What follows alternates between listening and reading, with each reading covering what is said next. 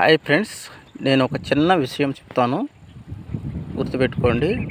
చూడండి, మన ఖలీపుండ్లు చూడండి.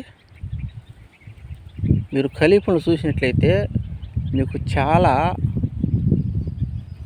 నల్లగా ఉన్నాయన్నమాట. చూడండి, దీంట్లో ఉన్న చూడండి ఎలా వచ్చింది.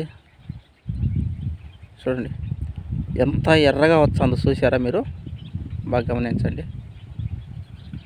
ఇలా ఉంటే ఖలీపుండ్లు కానీ ఎక్కువ నలుపు, చూడండి ఎక్కువ నలుపు, తర్వాత వాటిల్లో ఉండే రసము జ్యూసు ఎర్రగా ఉంది.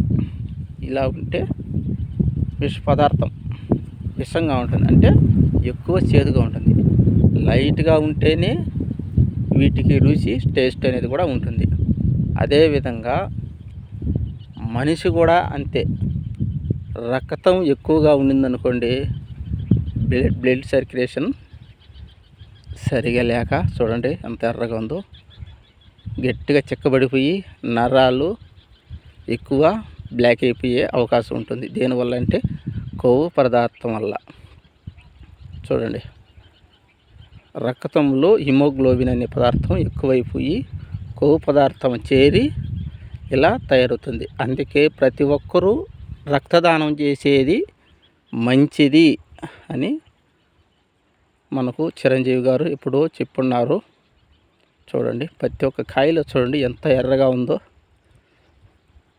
ఎక్కువ బ్లడ్ సర్క్యులేషన్ అనేది జరగకపోతే మనిషికి ప్రమాదం. అందుకే మనకు ఎంత మోతాదులో రక్తం ఉండాలి అంతవరకే ఉండాలి. ఓకే ఫ్రెండ్స్, చూడండి ఎలా ఉందో. ఈ కాయలు కూడా అంతే, చూడండి ఎర్రగా ఉంది, తింటే చేదు. ఓకే ఫ్రెండ్స్, ఉంటాను. ఈ వీడియో మీకు నచ్చినట్లయితే లైక్ చేయండి, సబ్స్క్రైబ్ చేసుకోవడం మాత్రం మర్చిపోవద్దు, గంట సింబల్ నొక్కండి. ఓకే ఫ్రెండ్స్, ఉంటాను మరి, బాయ్.